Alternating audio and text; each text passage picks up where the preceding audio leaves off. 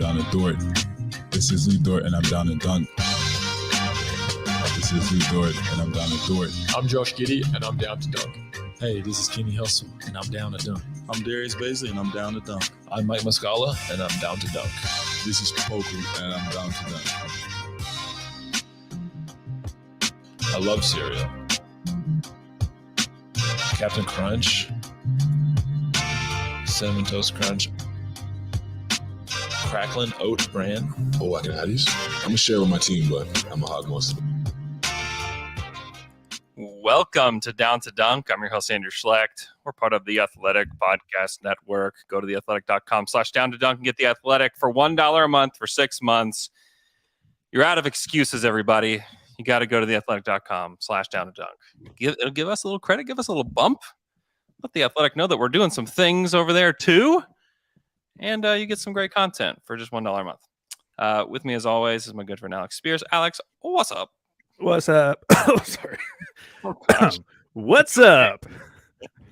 And now the almighty Thunder Draft Oracle has returned. Ben Pfeifer, please. Okay, so man, if you haven't heard this, you can go on my Twitter page. I posted a video from Ben. This was weeks before the draft. This was when we were knee deep in trying to figure out if Book Night would actually fit with SGA and all this. And Ben comes on the show and he's like, listen, this guy, Josh Giddey, would fit really well in Oklahoma City. He's actually super good. And I think he can do this and this and this. And we're like, I think that's quite an idea. And 2 weeks later, bam, he's on the team. Ben, we got big expectations. We expect to know exactly who they're taking at 2, 12, 30, 34 by the end of this. So welcome to the show. Sure, I'll go 4 for 4 this year. Yeah. Pretty sure you had Jeremiah Robinson Earl, them trading 2 picks in the second round to get him. I mean, it was crazy. Oh, yeah. Well, thank you guys for having me on. Certainly a lot of pressure at this point. I mean, I don't know what you expect from me. I'm totally messing with you. We're excited to have you. One of the reasons that we wanted to have you on last year and a reason we want to have you on this year is that you really do your own evaluations and you use your own brain to make your own evaluation on these prospects, which I think is really important at times like this because it's one big groupthink. And you can be in like 2 buckets of groupthink. There's like a draft Twitter bucket of groupthink, then there's like the consensus mock draft bucket of groupthink. And you kind of try to stay out of both of them, which I really respect. I do. Yes, since I'm like not really like doing this like professionally anymore. I've like kind of like left the echo chamber, which has been it's certainly been interesting for my process. But yes, I do my best, and I certainly think I don't really align with consensus a lot this year. I mean, it's that way every year, but. And I think that's actually a good lead into our first question because I want to start at the top of the draft. Not with Jabari, not with Chet. I want to start with your number 1 player in this draft based on your most recent big board, which is Paolo Banchero. Now, it seems like Paolo is on the top of a lot of draft boards on Twitter, and yet if you read basically any mock draft from any of the major outlets, Banchero is always slotted into the 3rd pick and oftentimes isn't even considered in the top 2. Like they'll have their little blurbs and they won't say, or they could go Banchero here. They don't even say that. Why do you think that is? Is it because do you think it's like a combination of like how the lottery played out? Like what teams are at the top? Is it smoke screens? Are people just overthinking this? Like why is Paolo only the number 1 guy on Twitter? I think like the most likely explanation is just people overthinking it, which is generally the explanation that I think is correct. It's a really weird one to me because like Paolo, like you kind of feel like he's like a guy that the NBA likes because he's like a huge guy who's like a really great shot maker, and has like some like broad issues with like his defense. And his like feel and process and stuff. And like those are generally the kind of guys that like the NBA tends to gravitate towards over like a guy like Chet, who is like a super defensive specialist. So I don't know. It's kind of weird. I agree. I mean, I do like wonder if it's like smoke. It's so hard to know at this point. With like agent smoke and like whatever information teams want out there. But I don't know. I certainly think he's, not by an extreme margin, but I certainly think he's the best prospect in this class because I mean, like we said, he is like a 6'10", 6'11" guy who can really score at all three levels, who can handle, who's a quite good passer. Like he has like very very high level offensive skills and traits. And like the kind of player that if he hits his ceiling as a guy who can really create, is kind of game breaking. So I don't know. It might be helpful, like, to put him into some context because he's at the top of your board. But like, if you compared him to last year's draft and how you felt about those players going into that draft, where would he rank in that crop of prospects? Like, would he still be a top 5 guy for you? Oh, for sure. Okay, I mean, okay. I think like the top 2 of Cade and Mobley last year, at least for me and many others, was just like very special, and would be a solid top 2. So like, I had Jalen Green 3rd last year. And I think Paolo is like a pretty similar level prospect to Jalen Green. Like, Okay. I'm not sure who I think is better between those two. I think it's kind of like take your pick. But I think so. Like he is a very good prospect. Like he is a guy who like is like a worthy number 1 pick in like a weaker draft or like an okay draft, and like someone who is like a very strong like top 3 pick in a strong draft. So like I certainly think he's like like I mean, there's basically like no draft in history where he's not like a top 5 prospect. Okay. Like he is legitimately very good, even if like he's not like like the super like franchise defining star prospect that we've had a couple in the last 5 years or so. Yeah. Oh, Andrew, you're muted. You're muted. Wow. It's amateur. I can read minds, but not lips. I need the mic. So on your big board, you have Paolo in a tier at the top with Chet, who you have number 2. Is Paolo like far and away your number 1 guy, or is Chet close enough where you would consider him over Paolo depending on the team? Yes, that. I think Chet is another phenomenal prospect. I don't think he is that much different than Paolo in terms of how I value them. I think it certainly would value on teams, and like intel and like whatever teams uncover that mortals like us can't have access to. But no, I think they're both like very amazing prospects. Like if you have more of like an offensive like franchise star, then maybe you go with Chet. And if you're a team that really like lacks in defense, or maybe if you have like a defensive anchor already or a core, then you go with Paolo. And even if I think like for basically any team picking in the top 2 or 3, either of those will be a good choice, because I think as we will get into, like they're both players that I think like work with a lot of different players. And I think are just kind of going to be really good regardless. So yeah, I mean, I think those two are pretty equal. I don't think there's a big difference between them. So like, if you had Chet 1, I'd be like, fine. I think that's perfectly fine. Yeah. So let's say Jabari goes 1, which is kind of what like the big guys are hinting at right now. It seems like that's what the Magic or that's what they say they're thinking. So would you, as the Thunder, take Paolo or Chet? Man, it's very, very tough. It's a very tough question. I think I'd probably take Chet just because I think, like, one, I mean, he covers so many obvious weaknesses that this core has. Lacking like one of their young players who's like a real interior defensive monster. I think he's able to cover for so many of their other guys' weaknesses. He's able to amplify their strengths. Like he's an amazing finisher. While he's not necessarily like the above the rim like lob finisher you might pray for someone like Giddey, he is an incredible finisher. So like if he catches within like 5 feet, he's gonna score. Yeah. Amazing touch and ambidextrous finishes and length, and so I think he's kind of like a safety blanket prospect for younger guys, which I think is really enticing for the Thunder, because the Thunder are going to continue to have like, even beyond their top guys, like a revolving door of young prospects that they would like to try out. Yep. And I think because of Chet's defense and because of his finishing and because of his shooting, and because of just his general sturdiness, I think he's a guy that helps other players develop optimally as well. So I think for those reasons, and I mean, I think, if he hits his ceiling, Chet is a true star, a guy who can be a defensive player of the year, contender talent and all defense level talent.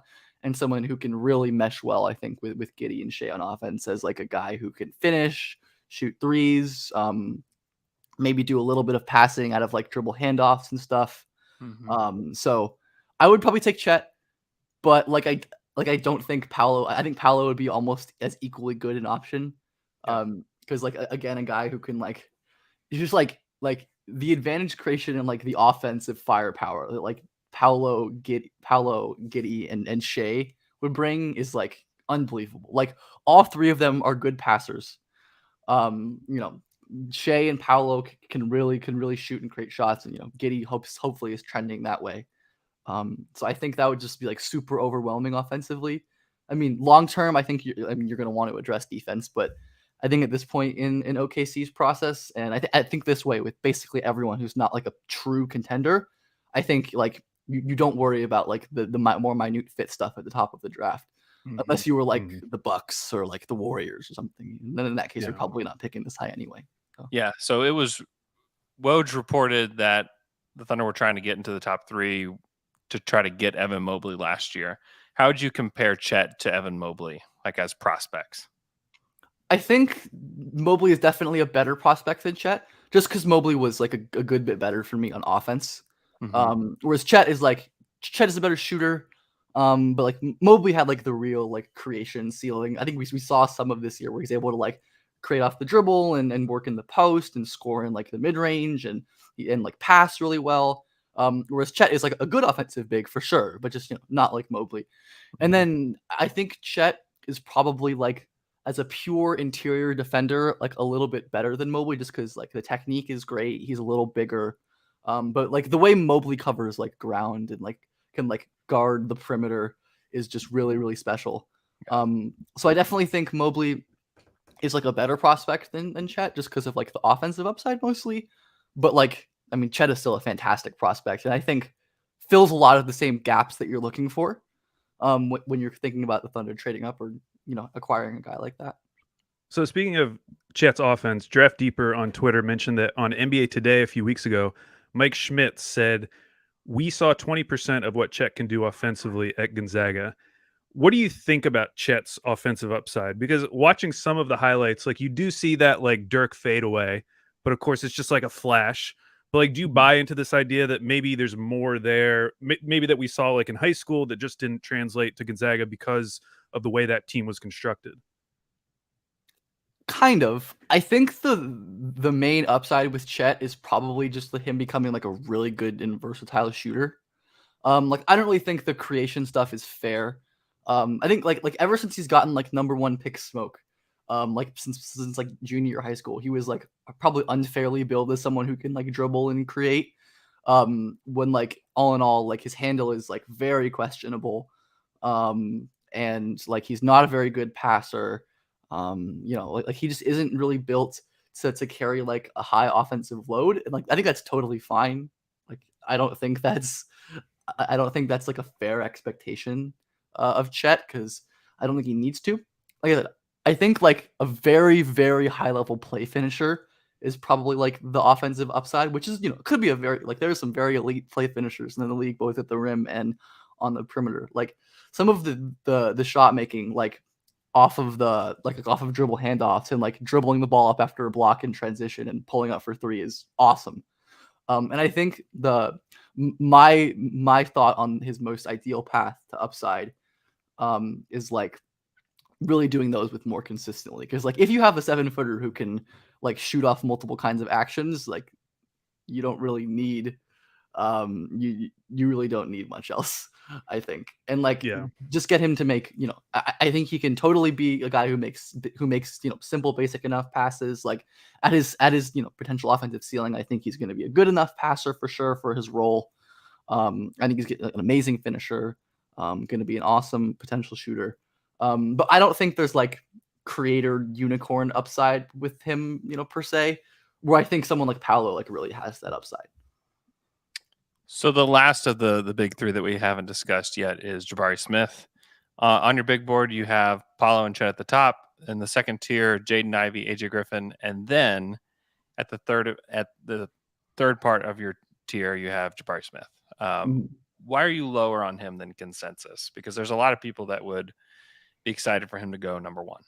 Yeah, I think my big disconnects with consensus on Jabari is I'm just a lot less optimistic about his offensive upside, and just what he does on offense. I actually think I'm like higher on his defense. I think his defense is probably like under discussed. Sure. Because like he is like a quite like special on ball defender. Like that guy is an unbelievable mover at his size. It is very, very special, and I'm certainly not doubting that. But I think outside of the shot making, which is probably could be quite special, I'm worried about how else he adds value. Like for example, I think like if you have him on a team like the Thunder, he's probably going to be either third or fourth in like the ball handling pecking order. Yep. Behind Shea and Giddey and whoever else is ball handling. And at that point, I think Jabari is not really someone who can play as an off-ball player outside of catch and shoot, because he's going to be a great catch and shoot player, but he has a loose handle. He is not a good passer. He is not a good finisher. So I think all of the additive skills that you really want next to a guy like Giddey or Shea, like someone who can really finish off of screens or cuts, and someone who can make the extra passes, and someone who can run like a secondary pick and roll. I think Jabari just lacks a lot of that. Where if you give him the ball at 17 feet, he's gonna hit it over everyone. And if you give him like the ball at if you give him like face up threes, he's gonna be very good at those. But I don't think I don't know if it's gonna be good enough to make up for his other issues, because there's already like a lot of times in college where he's like smothered and has a lot of trouble like creating easy shots against college level defenders. And at the NBA level, that's just going to get harder and harder. Like defenders are going to get longer and more athletic. And while I think Jabari is certainly not going to have too much issue getting his shots off over NBA defenders, because I do think he's a very, very, very high level shot making prospect. There are just like kind of other things I think I value more, where with his athletic limitations, with his feel limitations, I think there's just obstacles for him to become a real offensive star. And again, I certainly don't think he's a bad prospect. I think he's a pretty good prospect, all in all. I just think when you're picking in the top 2 or 1, 2, or 3, you really want that like franchise, as much of that direction changing star as you can. And I think long term, I see Jabari as more of like a complementary piece than a guy who can really have the ceiling of someone like Chet or Paolo, or even like Ivy or AJ Griffin if their ceiling hits. Obviously, more of a risk, but something like that.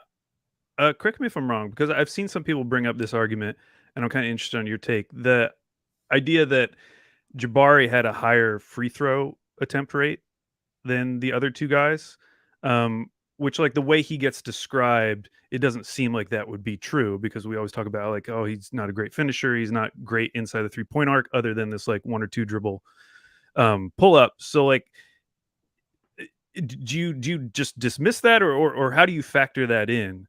Because that does seem to show something about him. For sure. I think like when you look at these things, it's like when you look at like a stat that like doesn't seem right, it's like important to like go back and watch. I think like a lot of Jabari's like foul drawing that's not just like ticky tack or like whatever fouls. Is like he's like very good at like the BS kind of rip through fouls. Like he is a very good jump shot foul drawer. Which is something that like you just never know how to handle, because like rules are always changing, and especially for rookies, like refs are not going to be as forgiving with plays like that. I do think, like, if I recall, I think a lot of the he also was like a pretty good, decent foul drawer in transition, and like I do think he's like a quite good transition player, because like Chet, he does like the pull up 3 thing, and when he can get ahead of steam, he can certainly move and get up in space. But I think, and also like I think another big source of his foul drawing is like defenders will like flail their arms wildly and do what they can to stop his like post fadeaways and like mid-range like face up jumpers. Because like college defenders are just like not athletic enough, or not long enough, or not strong enough to handle a guy with that size and that touch. But I think again, like NBA defenders are longer and stronger and more athletic and smarter about not fouling. So like like I think considering Jabari isn't like a super strong guy and doesn't, at least to my eye, have great finishing craft. I don't really see that as like a super positive. I mean, it is nice to see, and I think like he is gonna be a guy if he is able to like hit his ceiling, is gonna be like a master like BS rip through jump shot foul drawer. Yeah. Which is sure to make people probably angry at some point. But I wanted to ask you a quick question about Paolo because we haven't mentioned him too much. Mhm. So I forget who I was reading. It might have been Box and One, but they were talking about how in high school he weighed a lot less and looked a lot more explosive, and then went to Duke, and now all of a sudden he's like 6'10", 250. Long term in the NBA, do you see him being able to play that 5 role? I mean, obviously he has the size, but like, do you think that he can develop into that defensively, or is he always going to need a rim protector next to him? I would probably be skeptical of it on the defensive end. I think if he keeps that size, then I certainly think it's possible. Like I said, I think Paolo is a better defender than he showed at Duke. I think he kind of fell into the trap that a lot of, highly heralded recruits, where they just kind of get apathetic about, the more minutia of defense. And that's like, I don't really see that as a big issue. I see his, like, again, he's not the greatest leaper in space and in short areas, and he's a good mover, but not a great mover. I definitely see him as more of like a kind of like weak side 4 defender than a 5. I don't think it's crazy because like if he is like really this large, I think you can certainly stick him there in certain lineups.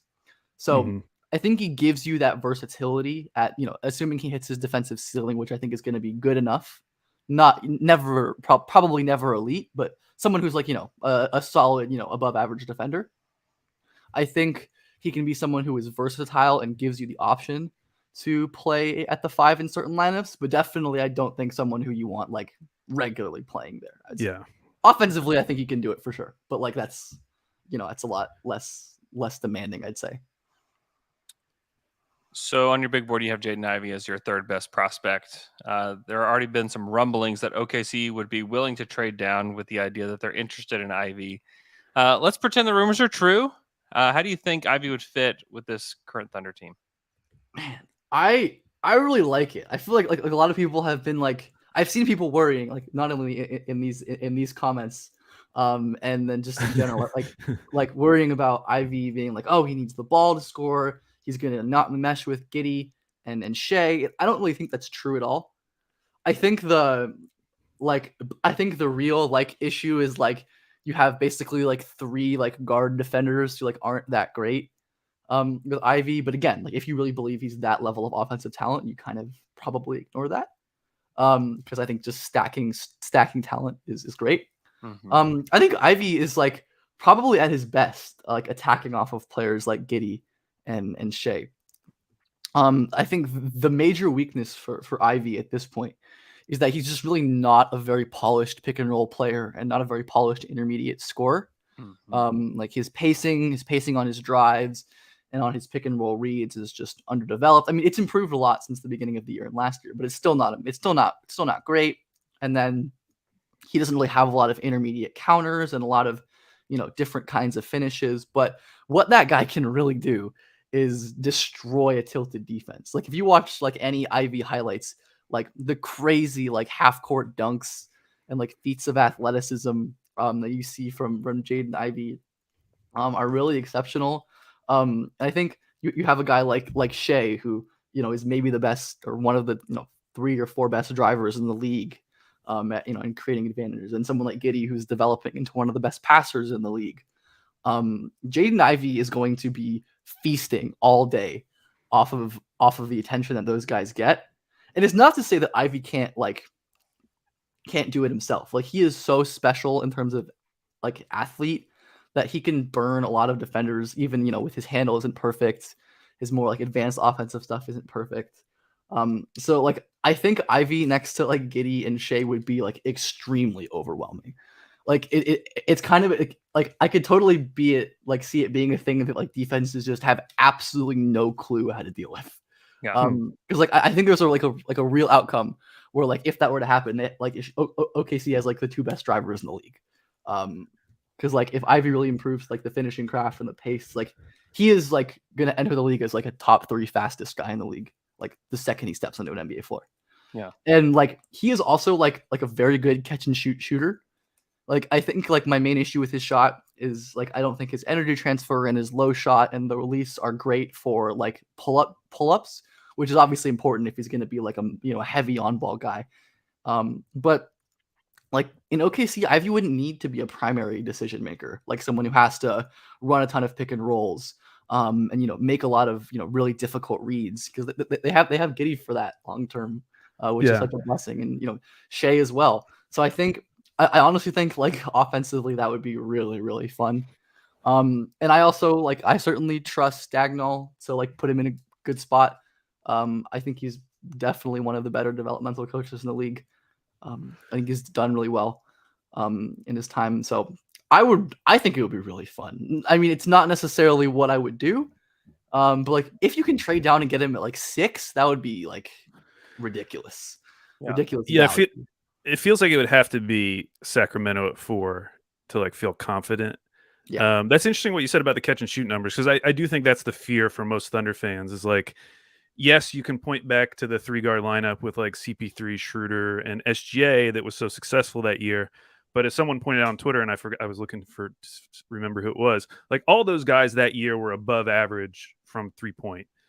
And so right now, like Thunder fans feel kind of confident about Shea, but that was mostly for like 2 years ago. And then the second half of this year, we're still not super confident on Giddey. Like, how confident should we be on Sharp? But it sounds like what you're saying is that if he's mostly in a catch and shoot role around those guys, you feel pretty good about the shot.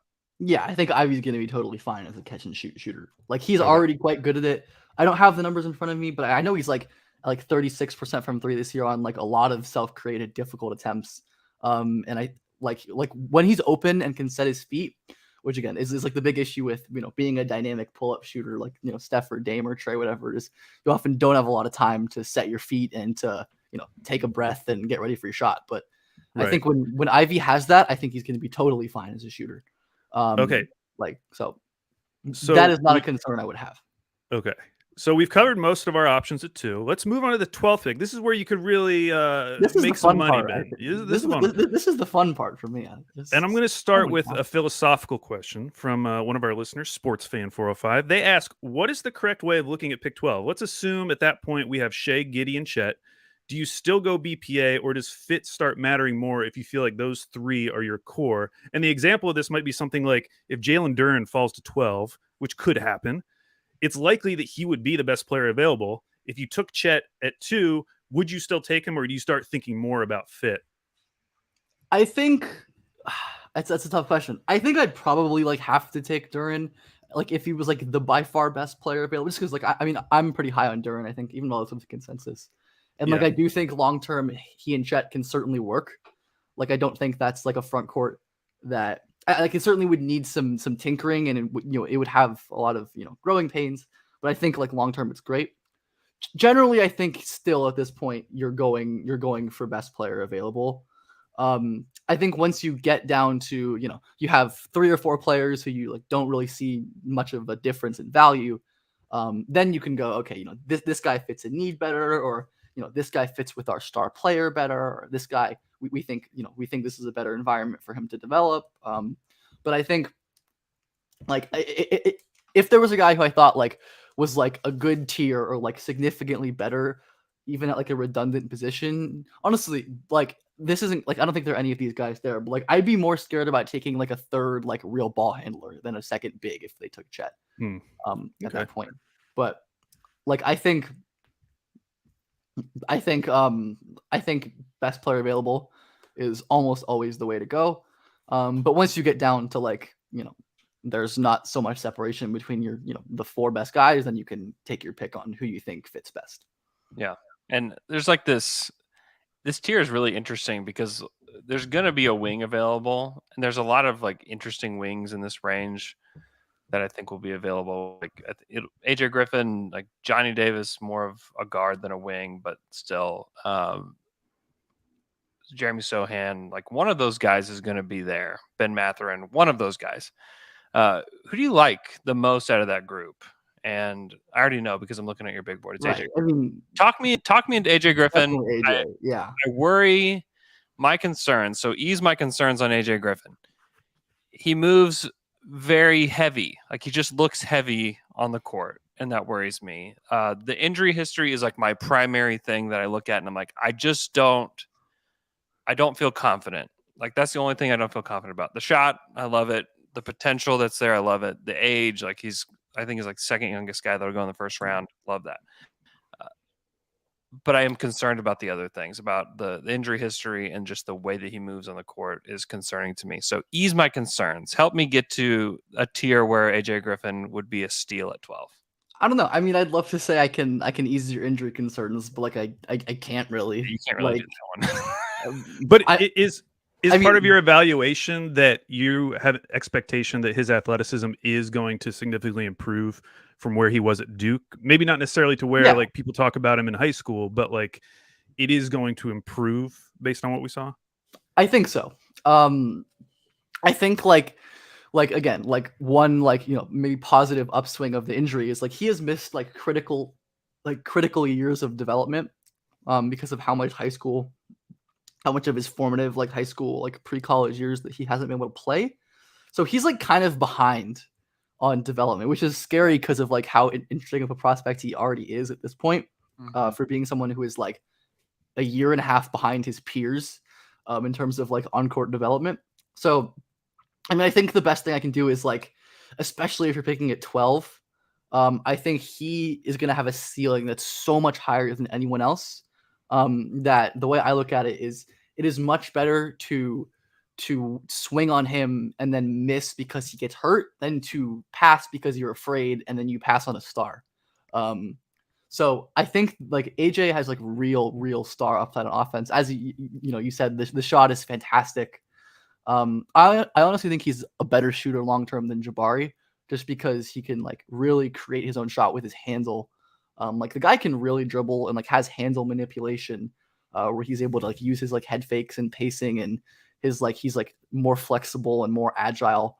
It's like get into spots, and is also to my eye a better off-ball shooter. Just because I mean that also might be like selection bias, just because he does it way more than Jabari, and has done it way more than Jabari since they've been high schoolers. But I think again, like I saw at least like one or two people like comparing, like asking like why I think Jabari is better than, or AJ is better than Jabari. I think like the other stuff, like AJ is I think a pretty significantly better passer than Jabari. He's not perfect, and he often will get tunnel vision and make difficult plays harder than they need to be. But he can really like make lay down passes when he's off of a drive, or do like an easier pick and roll pass that becomes a lot more important when you have like a giant shot creator like AJ Griffin. And I think defensively, that's definitely like where the injury has zapped the most, because he was like an unbelievable defender in high school, before his injuries. I think like you want him to get back to a place where he can at least like guard the ball. And I think because of his like extreme strength, he could be a guy who is pretty useful against like more strength-based wing creators, and like a guy who can really like slide through screens when his feet are right. I mean, when his feet are wrong, as they were most of the year, he really struggles to deal with screens. But like when they're right, it goes really right. And I think he has some instincts as well. So like it certainly wouldn't be the safest pick in the world. Like no matter where you're taking AJ, like I certainly can't deny that. But I think especially like, especially for a team like OKC, but for any team, I think his upside would be way too significant to pass on as like a real big shot creator, who can actually, have the off-ball skills where he can pass out of a secondary pick and roll. I think the finishing again is going to have to be like pretty strength reliant. Like he is an enormous dude. And he's going to have to be able to use that strength better than he does now. So like certainly a project. And like, I certainly like, he's a guy who I like don't begrudge anyone for being skeptical of or being scared of, because I think there are very legitimate reasons to be scared of him. But I also think there are very legitimate ways that he becomes a better player than almost everyone in this draft. So that's basically my that's like my Empire State elevator ride pitch for You did it. You did it. I'm feeling really good now. Feeling good. Well- I'm back on. I was I'm on the glad. train, off the train. I'm back. glad I could. Well, let's throw him out. Let's say because he sounds so great, he's probably going to be taken by 12. So let's assume like You think Jabari. so? I mean, it depends on like what. I mean, I think like the big thing is going to be like what teams like find with his medicals because like they will know Yeah. better than we will. Like, But let's assume like he's gone. Let's assume like Jabari, Chet, Paolo, Ivy, Sharp, Keegan, Dyson Daniels. Everyone seems to think those guys are locks for the top 10. So that's like 8 players of that next group. So we're thinking like Jalen Duren, Johnny Davis, Ben Mathurin. Like, who would you be hoping falls to 12 for the Thunder? Like I look at a lot of those guys pretty equally. Like I think Johnny Davis is like my favorite prospect out of those guys in a vacuum, and I do think he would fill like a very needed guard defense void, like long term for this OKC team, who can also be a guy who really gets his own shot.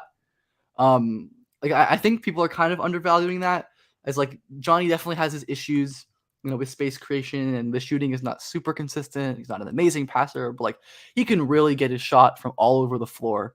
When he has space and when his footwork is right, he can beat guys off the dribble, and he is a really, really great defender. Like he's so sturdy on ball, makes the reads off ball. So I think like he's a guy who can fit pretty seamlessly with other guards as well. So he would be useful as well. And then I think Sohan would be really, really good. Like just for his defense, just for his like wing and interior defense. But obviously like isn't really the shooter that you want at this point. Yeah. I definitely do like get a little scared about continuing to stack like not great shooters. Yeah. Like I think a lot of Thunder fans are. Yeah. They're terrified that he's going to be like Baisley 2.0. Yeah. I certainly don't think like that's the because I think like you hope he gets to the point where he's like as skilled offensively as Baisley, but I mean he'll be a significantly better defender the second he walks into the league. Yeah. He's not my favorite guy, but like Mathurin is probably the guy you want here. Yeah.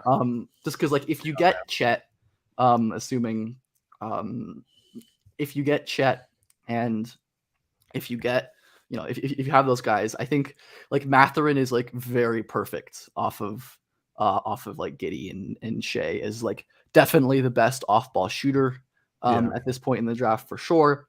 And I don't think that's everything, but at some point you have to address it. Great cutter too. Like yeah, Giddey's gonna find him exactly. Like to the basket. Like I remember, I just think about he and Kenrich. Like Kenrich Williams is like a good cutter, but Mathurin's got like the athleticism, the length to like really get into these gaps, and Giddey's just gonna fling it to him from anywhere on the court. Like I can imagine that pairing being like that awesome. could be like again like I think part of like why Mathurin was so successful in his Arizona offense that like is that like they kind of limited to him like playing off ball and like motion like floppy secondary pick and rolls and cuts exactly like you said, and like if you ask him to like have the ball in his hands and create and do that stuff, you're setting him up to fail. But like the Thunder won't be asking him to do that. Like so I think probably if he's there, I'd say Mathurin is the guy to go with, but I could honestly see him going as well. You've kind of touched on it, but like the luxury of having Shea and Giddey when evaluating these prospects, it's come up multiple times where like so many people when they're talking about other teams are focusing on the like self-creation for all these guys. And then you get to the Thunder and it's like, well, if they can do that, that'd be great, but we don't really need that. Yeah. Cause I think, like ideally you have your self-creators for your, your future championship team, ideally. Like, so I certainly think like it never hurts to get better prospects, but Mathurin is a guy who I'm certainly like, I've grown on, and I think he would be like a very, very good fit, and probably isn't going to be like a huge difference. Okay, so you got me super hyped for AJ Griffin. Now, get me hyped for somebody in like the 30 to 34 range. That's like, I mean, like in like the ESPN or the Athletics mock draft range. Get me pumped up about somebody in that range because I haven't quite gotten there with many For of these. sure. Let me just pull up the ESPN best available, which I tend to look at as like the best marker of like intel. Without a doubt. And like some people at this point, when they want to ignore the report about, Chet being the guy at 2, like, oh, well, people don't know. Like they probably know more than almost anybody. So don't ignore those reports. You can ignore some others. Yeah, it's like whatever you think about like the mainstream analysis for like Gavoni or whatever, like they definitely to me are like for sure the most well sourced. Yeah. I sent Andrew a screenshot yesterday from Thunder Twitter. There was a comment after that Gavoni report that said, "Well, this contradicts NBA Central, so I'm not sure if we should go with it." Like a known like random aggregator, yeah, versus like the most plugged in draft guy. Yeah. All right, guys. In that 30-ish range. So, a name you're seeing a lot come up, which who probably won't be there. Is like Jalen Williams of Santa Clara. There's like 3 Jalen Williamses. Yeah, I know, it's so weird. But Jalen Williams of Santa Clara, he had a great combine. I was a big fan of his before the combine. Just give him another like huge off guard that can really play well next to other ball handlers. Like not the greatest creator in the world. He's kind of slow and unathletic, but like can really shoot off the dribble. Can really pass for a guy his size. And I think there's a little like Bruce Brownism in his game as well, where he can like be used as a roller, cut and make passes off of the short roll. He can be a guy who you like stick in the dunker spot and he makes plays there. So he has some like big qualities. Overall, just someone who's like very, very versatile. And I think if he's available there's a good chance he's like the best player available anyways. So that certainly is a good option. Christian Brown would be another good one to go for at 30 if he's there. Just like a very like versatile wing piece that you can kind of never get enough of. Yeah. Someone who can shoot. I have like a little worries about his shooting because he's just like sometimes a hesitant shooter, which is kind of the worst thing that you want in someone who you have as like an off-ball player. But he can, he can pass, he can dribble, he can cut. He's a smart player. He tries on defense. He's just the kind of rotation wing that you really want, especially for a team that already has their creatory guys locked in. I am also a huge fan of David Roddy, Colorado State guy. Thick Daddy David Roddy. I like him too. He is thick and he is awesome. Yeah. He is good. Like he can. That guy can really. Like I remember, like when I first was like I remember like seeing his box score stuff and like his like stats and like his frame. I'm like, there's no way this guy is actually good. Like he's just gonna be like a college 4 who's like getting all his buckets in the post. But like he's really good. Like he's explosive. He can like create off the dribble a little bit. He shot the hell out of the ball this year, and I think he can really shoot off of movement and off the ball. Like really smart on defense. Like tries very hard, is smart. Like the thickness is going to help him a lot guarding stronger and bigger players. Like can pass as well. He did a lot of passing out of the post. I think he can be like a real mismatch beater because like if you put like a 6'6", 6'7" skinny wing on him, like he's gonna go right through you.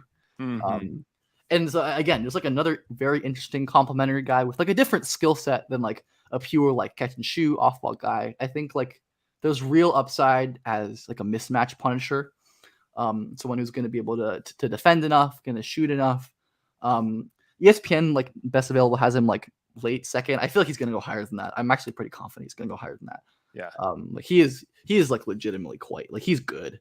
So he would be another guy. I love the idea of taking Chet and David Roddy in the same. That would be hilarious. I really but also awesome. That's my draft day dream right now. That's my dream scenario at this point. Yeah, and then like I think like if you're interested in creator swings, I think the best guys to look for are Turk Smith and Blake Wesley.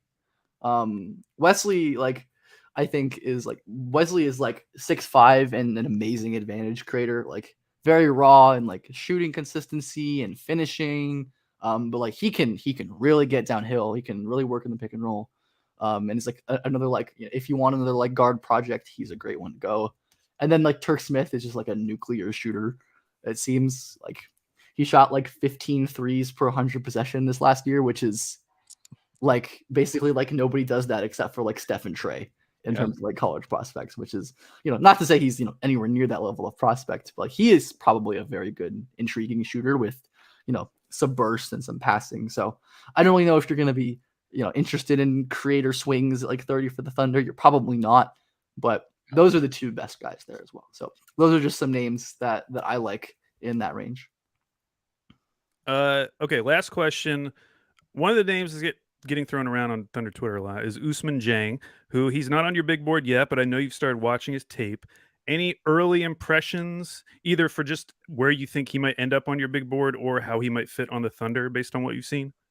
Yeah, he's really good. I'm a big fan of his early. Like I said, he's like the last like real main prospect that I'm getting around to watching, and like I have been in on like all of the NBL prospects, like all of the big NBL guys. So I do like Dieng a lot.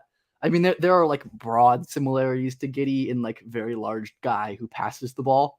But I think like Usman's thing is like he's a really great ball handler.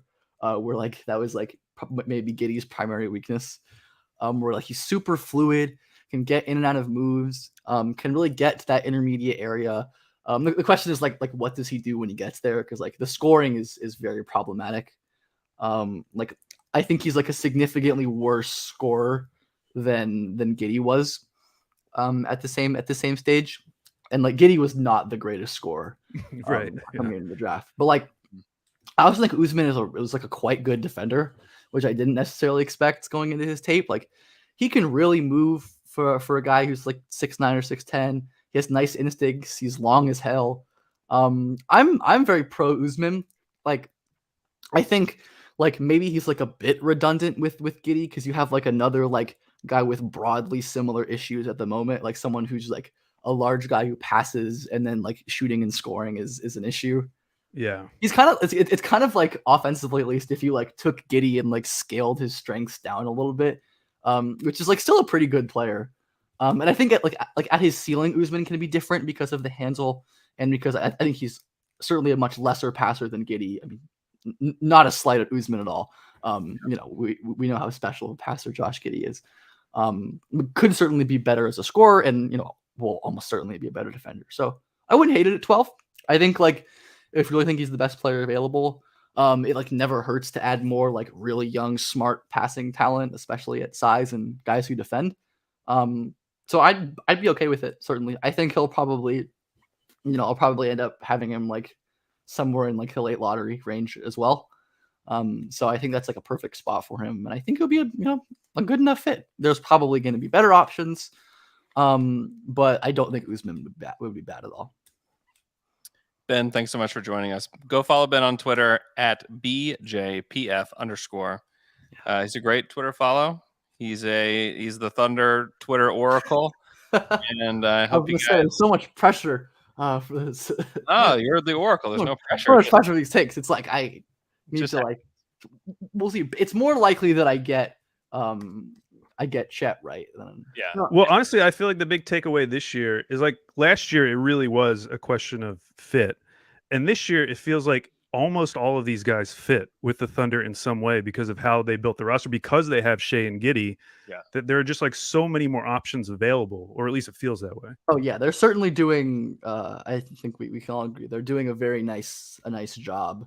They're doing a quite good job of like building this team, which is pretty cool. Yeah. Well, thanks so much, man. We really appreciate it. We'll have you on again soon after the Thunder take Chet and AJ Griffin, David Roddy. That would be awesome. Gosh, so excited about the idea. Roddy and Kenrich would be a hilariously awesome duo. It would be awesome. That would be really fun. That would be very fun. That would make my life so good. Go follow Ben, and we appreciate it, man. Thank you. All right. Thanks so much. Bye. Thanks, Ben.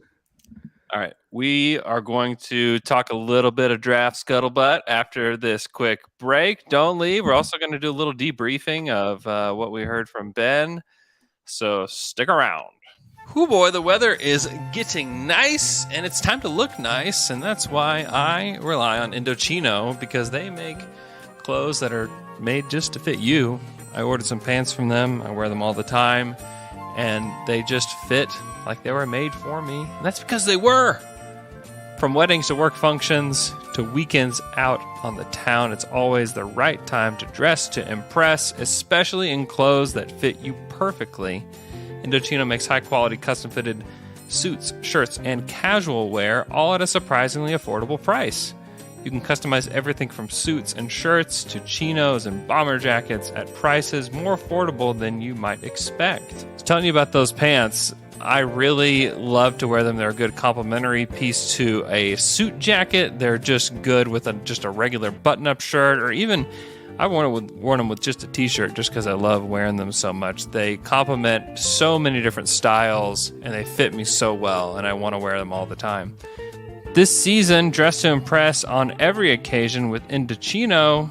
Get $50 off a purchase of $399 or more by using the promo code DUNK at Indochino.com. That's $50 off a purchase of $399 or more at INDOCHINO.com. Promo code DUNK. With spring in the air, it's a time of renewal and growth, personally and professionally. As your small business grows, LinkedIn Jobs is here to make sure that you find the people that you want to talk to faster and for free. I've used LinkedIn Jobs in the past as somebody who's looking for a job, and trust me, it's one of the best ways to look and find a job of your dreams. Create a free job post in minutes on LinkedIn Jobs to reach your network and beyond with the world's largest professional network of over 810 million people. Wow, lots of people! And then add your job and the purple hashtag hiring frame to your LinkedIn profile to spread the word that you're hiring so your network can help you find the right people to hire. Simple tools like screening questions make it easy to focus on candidates with just the right skills and experience so that you can quickly prioritize who you'd like to interview and hire. It's why small businesses rate LinkedIn Jobs #1 in delivering quality hires versus leading competitors. LinkedIn Jobs helps you find the candidates you want to talk to faster. Did you know every week nearly 40 million job seekers visit LinkedIn? Post your job for free at linkedin.com/dunk. That's linkedin.com/dunk to post your job for free. You know, guys, I know we have a lot of fun here at Down to Dunk, but there's something I gotta warn you about. It's our testosterone levels deplete with age. Yep, no one ever tells you about that, but I am here to tell you. Experts believe that testosterone affects a bunch of important parts of our overall health, like bone mass, sex drive, muscle health, and much more. Thankfully, Roman's testosterone support supplements were designed by real doctors to make sure your body is maintaining its greatness. Testosterone is an important part of the man's body and health, so it's important to start supporting it early. Dietary supplements are a way to aid your body's natural functions if you feel like diet and exercise just aren't enough. Roman T Support is meant to help men maintain their body's natural testosterone production, and their proprietary supplement formulated by Roman's in-house doctors is something you can't find anywhere else. Roman offers flexible monthly plans with free 2-day shipping. Go to getroman.com/dunk today. If approved, you'll get $15 off your first order of Roman T Support. That's getroman.com/dunk. getroman.com/dunk. And we're back after that quick break. Alex, it's What's up? NBA draft scuttlebutt season. A lot of we're starting off hot, which makes sense because it's the combine. You know, always some good scuttle that comes out of the combine.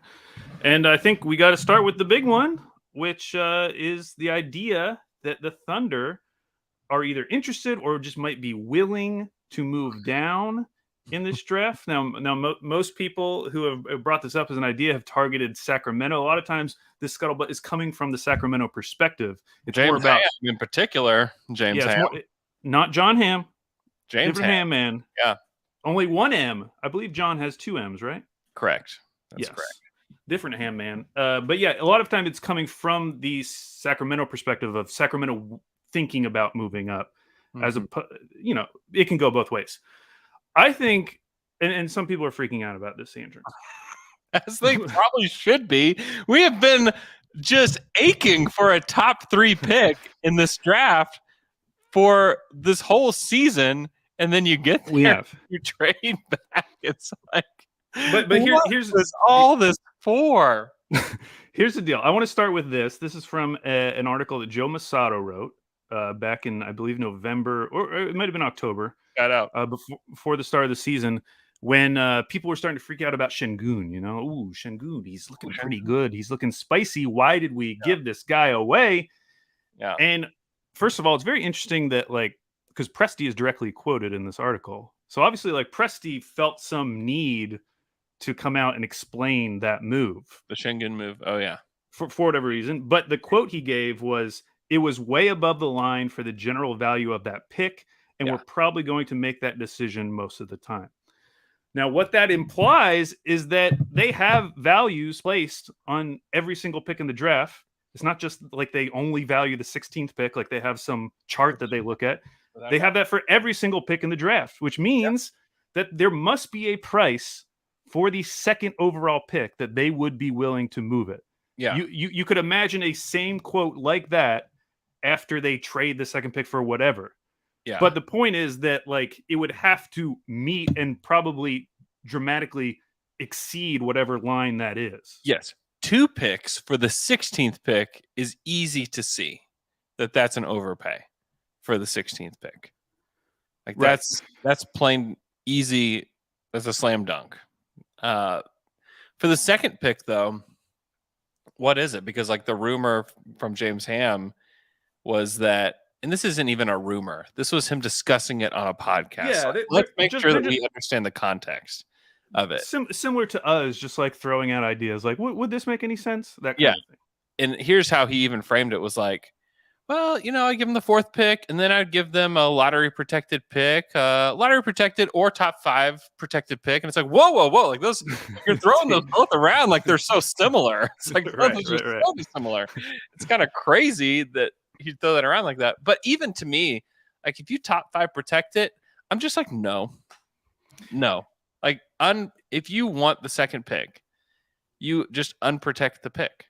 Like, yeah, and but again, it all comes back to how you value the guy that you're getting in this scenario at 4. Mm-hmm. Because when the Hawks moved down and took Trae Young and allowed the Mavericks to jump up, that was the deal. They got the 5th pick, and they got a top 5 protected pick in the next draft, which ended up being number 10. They got Cam Reddish. Mm-hmm. But correct me if I'm wrong, I believe the Fultz Tatum deal was for an additional unprotected pick. Now, that was the first. They were obviously trading for the first overall pick. Mm-hmm. But just to, like if we were cutting the difference, like, maybe based on those trades, the deal would be like the number 4 pick and like a top 2 protected pick next year. Or maybe just like one protected, just in case, like, you strike gold with Wembanyama or whatever. But if I'm the Thunder, like, the reason that I want that pick is to give myself another bite at the apple for the first pick in next year's draft. Yeah, you're not doing it to get the 6th pick. And I mean, maybe you are. Maybe you think that next year's draft is, like, so far above this draft. Yeah. That you value the 6th pick in next year's draft. But there's no guarantee of that. Like, you're still making this bet on the Kings being bad again, which is a good bet, but you don't know for sure. It's certainly not locked in. No, it's not. Yeah, and if it was Chet, like, Chet and Sabonis it's just a weird pairing too. I don't know. I kind of like that because you're covering up some of his defensive efficiencies. You're getting a floor spacer on the offensive end. I know, but who defends the perimeter? Because, like, no one plays 2 bigs like that. Is what I'm saying. I don't.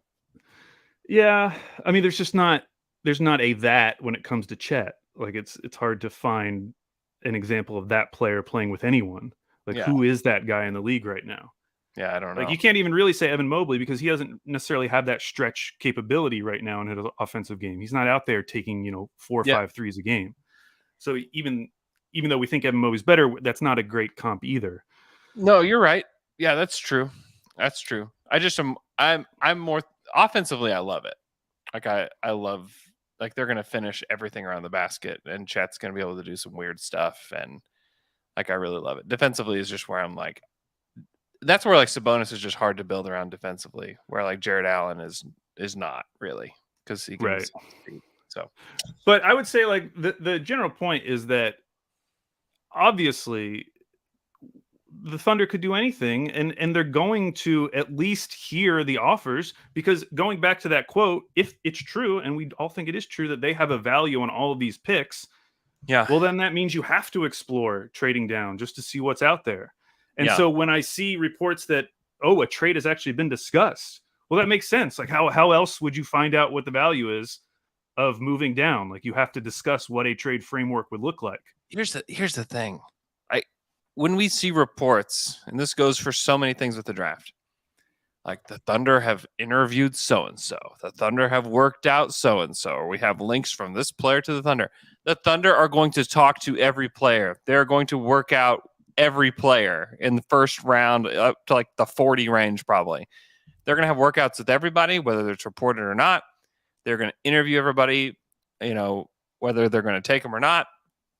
They're going to talk to every single team in the NBA that has a pick in this draft, whether they plan to do anything with them or not. And they're going to discuss things and see where they can meet the thresholds of these picks, whether it be 2, 12, 30, 34. They're going to talk to everybody. They're going to put it all out there. They're going to uncover every rock possible with this draft, because that's what good teams do. That's what good management does.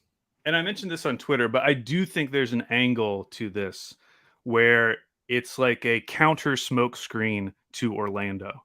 Yeah. Because Orlando's only job in this draft is to find out who Oklahoma City likes and try to encourage them to trade up to the number 1 pick to get that guy. Yeah. That's all they have to do here.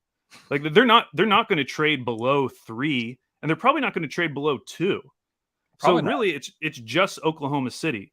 Mm-hmm. And the only reports you've heard, which maybe you go the opposite and say, well, maybe this suggests Paolo, but the only reports you've heard linking any players to Orlando have been Chet and Jabari. Mm-hmm. I've not heard one Paolo report, intel, anything with Orlando. Mm-mm.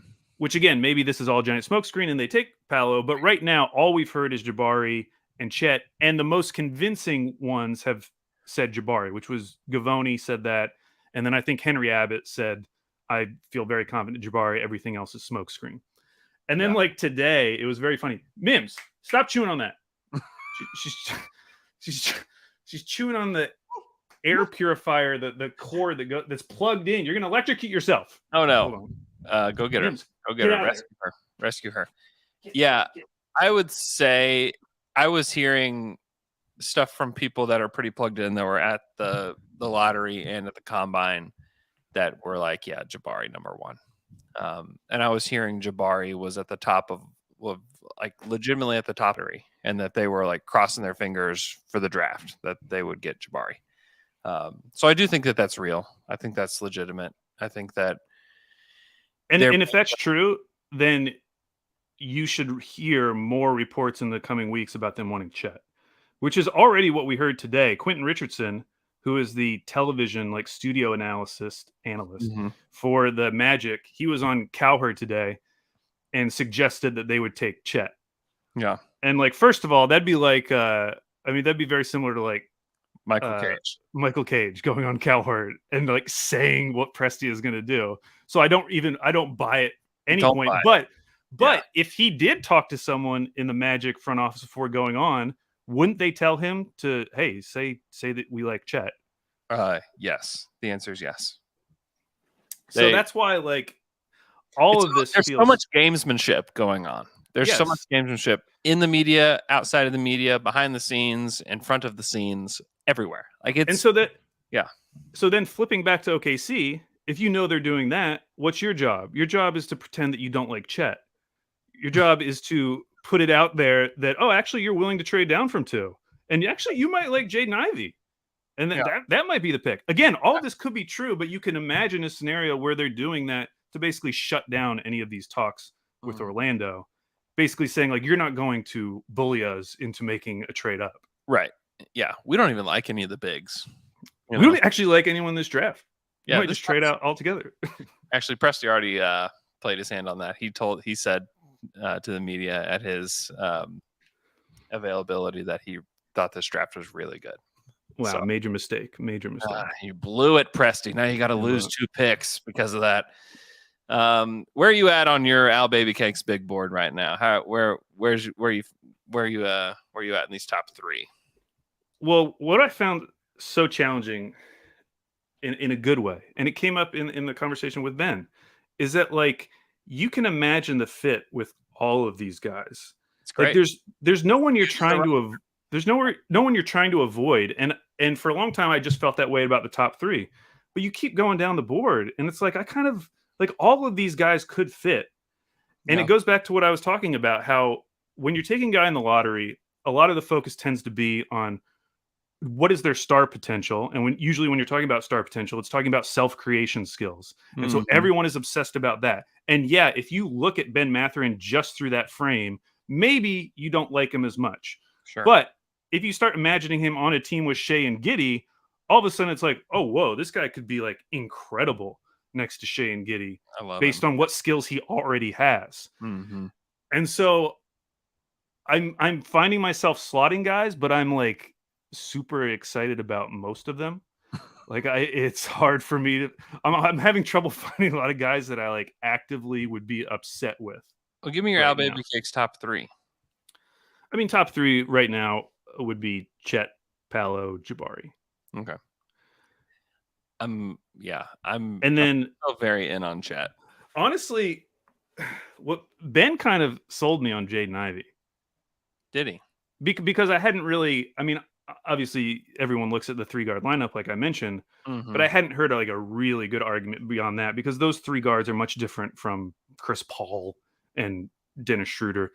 Yeah. The good thing about Ivy though, with this trio being different from that, is like defensively, like they're a little bit more versatile because you don't have 2 small guards. Yeah, because not a guard. Like he's not a guard on defense. Like he's going to guard wings and he's going to guard 4s when he gets, when he's 28, he'll probably guard 4s. And the other thing is like, yes, you can say that those other 3 guards in the past were much better shooters, or you trusted them more. But on the other hand, like none of those guys are as athletic and explosive as Jaden Ivey. Yeah, like so he's bringing his own strengths to this new idea of a 3-guard lineup. Mm-hmm. I was trying to look up what is Jaden Ivey's. Do we know his wingspan yet? Because he didn't measure. He didn't measure at the combine. There's like very few useful measurements from the combine. Because like NBA.com, I'm looking at this. It says that he has a 6'9" wingspan. And now, if that's true, then I feel even better. Yeah. There's a lot to like about Jaden Ivey. I worry about the left hand. I worry. I don't know. I think he's interesting. I would not want to pass up Chet though. Like if they are going to take, if they're not going to take Chet at number 1, like I don't know. I would hate to pass up on Chet Holmgren at number 2. Yeah. That's kind of my general feeling, but I could talk myself into like that trio, that guard trio pretty quick. If they're going to, I want them to start him too. Like, I don't want any of this like BS James Harden coming off the bench stuff, just start him, Yeah. And I think like, I know a lot of Thunder fans get upset, at least being on Thunder Twitter, about the idea of even thinking about trading Dort, which, by the way, that has way more to do with the fact that like he's the most tradable asset on the team. Yeah. Like no one's trading Shea, no one's trading Giddey. Who else are you trading that has any value whatsoever in the league? It's Dort, and that's basically it. Like you can talk yourself into Kenrich, but really like long-term upside, it's Dort. That is the one pick where like, okay, now you really start having to have that Dort conversation. Like how much can Dort guard up? Can you draft Ivy and pay Dort? I think the answer is no. It'd be tough. I think it's flat out no, because then you're playing 3 guards. You're going to have to play a wing at some point. Like it makes the roster crunch has to happen like faster. if you take Yeah. Ivy. But Ivy might be the right guy to take as well. They made the evaluation on Ivy might just be like, hey, listen, he's the best guy in the draft. And, a lot of people like the size and length and shot making and everything else that these top three guys have. But the fact is, like, Jaden Ivey is going to be the best player in the draft. And if we have to trade Dort to make that happen, fine. That's just. What do you? We asked Ben this question about. I'm interested in your answer. What if you take Chet at 2 and Duren's there at 12? You feel like he's the best player available. Do you do it? No. I don't see this. I don't see the same ceiling that Ben sees with Duren. I think he could be like a starting level center in the NBA, but I don't know. I don't love the fit. I don't long term. I think that you're creating problems for yourself. That you're hinking it by taking I too just many bigs. Deal. I would rather if AJ Griffin's there, sign me up. To me, if I'm the Thunder, I just wouldn't take a traditional big in the draft. Full stop. Wouldn't do it. Because you can find those guys. The thing the Thunder have right now is they have this treasure trove of assets. They're going to make trades. What's the easiest position to acquire? The Cavs just got an all-star big man just by saying hey, we'll jump in the trade. You know what I mean? And you look at we'll take him.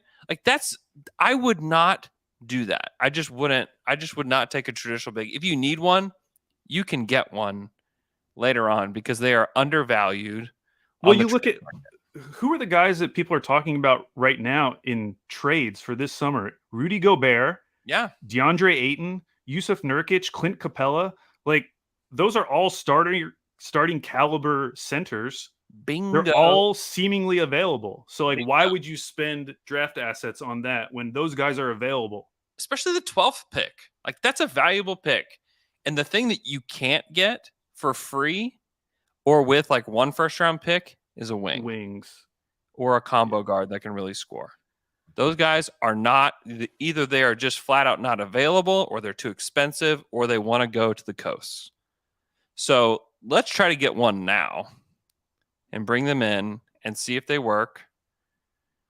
And Michele is obsessed with AJ Griffin too and thinks that he could be if you're trying to find the Devin Booker of this draft in that spot, he thinks he's that guy just because he got upside as a creator and was kind of hidden a little bit at Duke, whether that be his own injury problem or just the way they used him in the offense.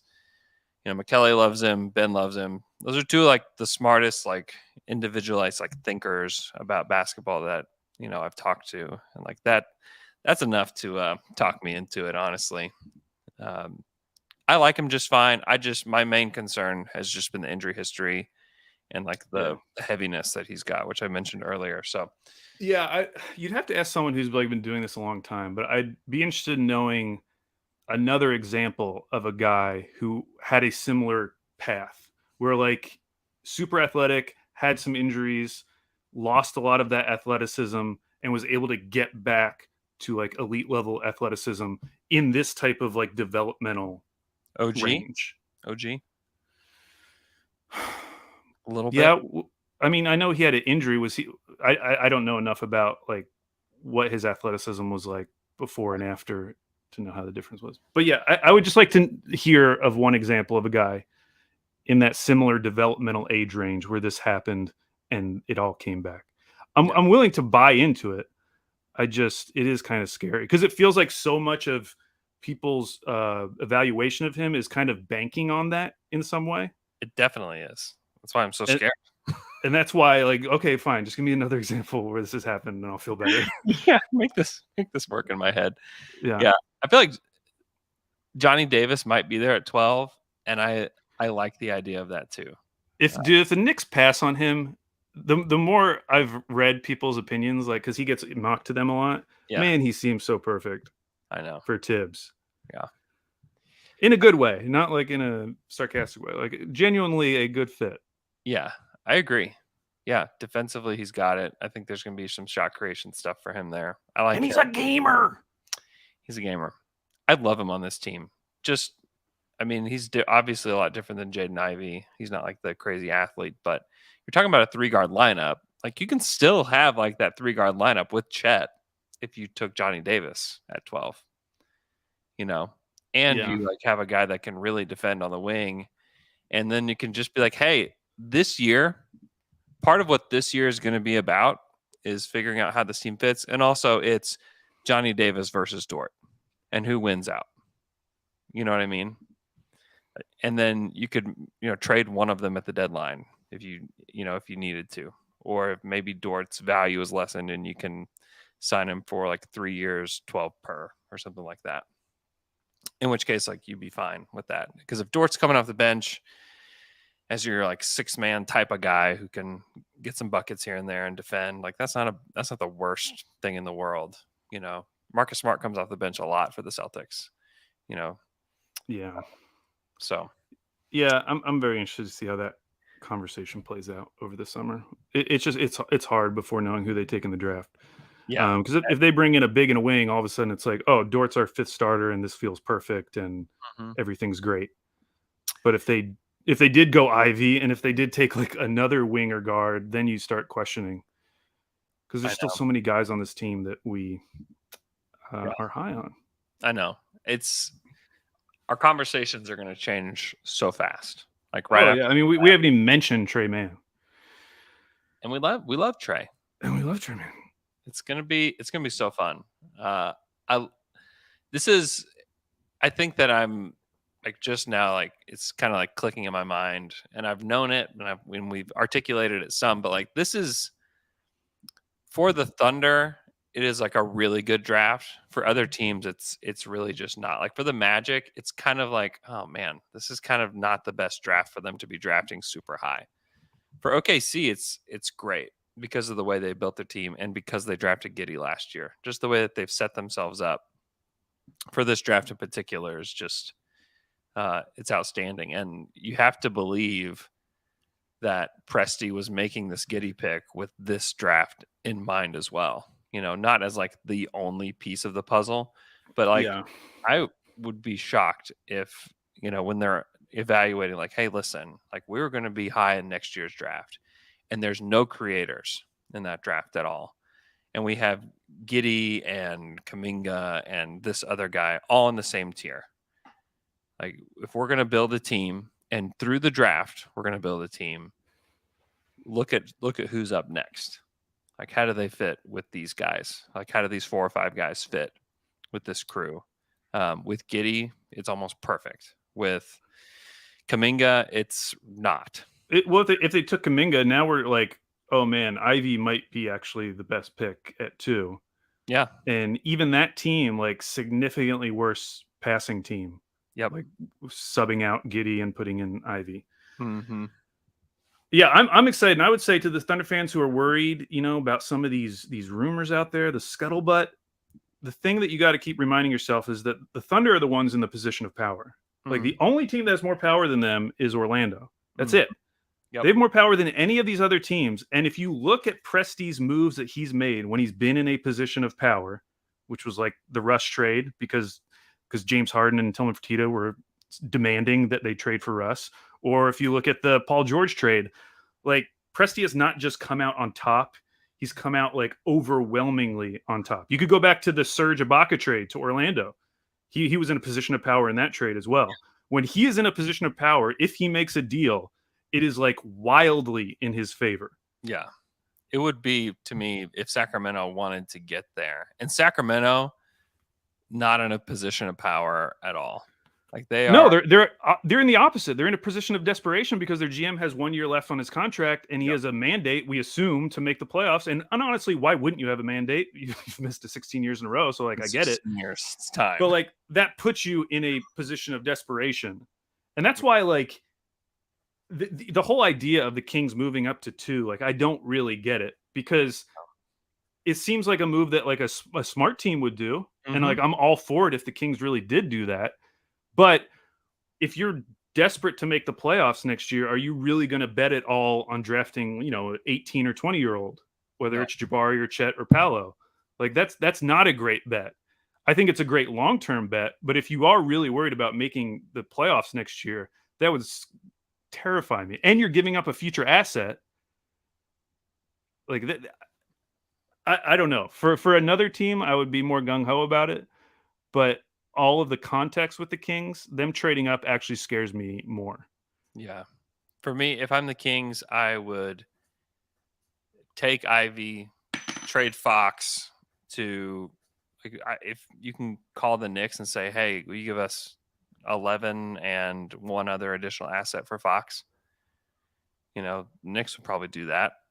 To me, that's something that I would be looking at if I were the Kings, and give yourself a runway, give yourself some real potential to have. That's the kind of stuff I would be looking to do. Yeah, I'd be open to Keegan Murray as well. I think he'd be a decent fit. Yeah, I like the Kings. fit of Keegan and Sabonis offensively. That's a match made in heaven. That makes a ton of sense for them. Watch them take Shaden Sharp and just turn him into Ben McLemore 2.0. Dude, I mean, I would give them some credit. Like if he took Shaden Sharp, I would be like, oh, Monty must have an extension coming. Because if he doesn't, that's a ton of guts to take the 18-year-old mystery man that no one's seen play. Yeah, that's for real. Yeah, I mean, to me, I don't know. I'm interested to see. Detroit, obviously Detroit, they could take Sharp without, batting an eye. I'd be surprised if Sharp doesn't feel like a pacer to me, but maybe he would be, where they're just like, hey, listen, we just got to take a swing because we're not going to be here again.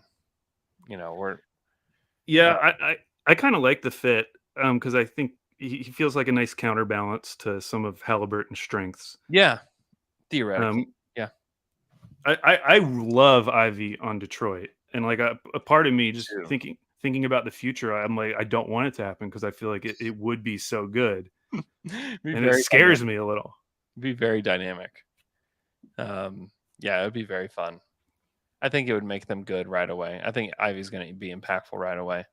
I guess the only real point there is that if Ivy goes in there and makes an impact right away with Cade, then maybe Detroit's okay, and maybe I think everybody expects them to deal Jeremy. Maybe they don't. What if they don't? What if they're just no, we'll just keep Jeremy, and maybe we get that pick a little bit sooner. Yeah, that's what I'm saying. And also one less team that's another team that's trying to battle to get into the play-in. There's so many teams that are going to be battling for the play-in next year that if you're the Thunder, you're like, all right, go on ahead, everybody. Hey, Andrew, we're letting the team declare themselves, okay? And they might declare themselves as the number 2 overall seed in the Western Conference. Yeah, sure. I won't go as high as number 1, but they could be the 2 seed, Andrew. I feel like I could talk about this draft forever. We got to stop this pod because we're at an hour 23. All right. But do appreciate it. Listen to Slam and Jam on Saturday. We're going to have some more draft content there, which should be fun. So be sure to subscribe to the Athletic NBA show. FryPod will be all draft all the time as well. We'll get the L-Man's thoughts on the draft on Friday. Hope you guys are doing awesome. Thanks so much for listening. Thanks to Ben for joining us. He's such a fun person to have on for the draft just because he's such a different thinker. So we do appreciate him. And we will talk to you guys again on Friday.